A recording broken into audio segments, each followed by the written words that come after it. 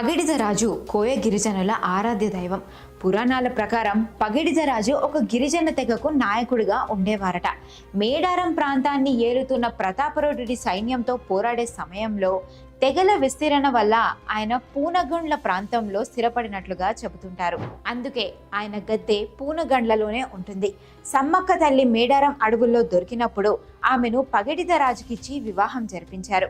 అయితే కాకతీయ చక్రవర్తులతో జరిగిన యుద్ధంలో పగిడిదరాజు వీరోచితంగా పోరాడి ప్రాణాలను విడిచారు.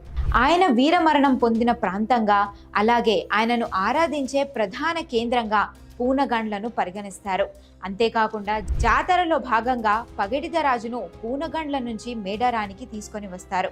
ఒక ప్రధాన ఘట్టమని చెప్పాలి ఇదంతా కూడా. భర్త వేరే గ్రామంలో ఉండటం, భార్య సమ్మక్క మేడారంలో ఉండడం వల్ల వీళ్ళిద్దరి కలయికను ఒక ఉత్సవంగా జరుపుతారు. జాతర మొదటి రోజు పూనగండ్ల నుండి పగిడిదరాజును ఒక పెట్టె రూపంలో ఊరేగింపుగా మేడారానికి తీసుకొని వస్తారు. దీన్ని దేవతల ఎదుర్కోలని అంటారు. అంటే భార్యాభర్తలు మళ్ళీ కలుసుకోవడం అని అర్థం. మహబూబాబాద్ జిల్లా కొత్తగూడ మండలంలో పూనగండ్ల గ్రామం ఉంటుంది. పగిడిదరాజుకు సిద్ధపోయిన వంశస్థీయులు మాత్రమే పూజలు నిర్వహిస్తారు. పగిడిదరాజు పూనగండ్ల నుండి బయలుదేరేటప్పుడు జాతర వాతావరణం మొదలవుతుంది.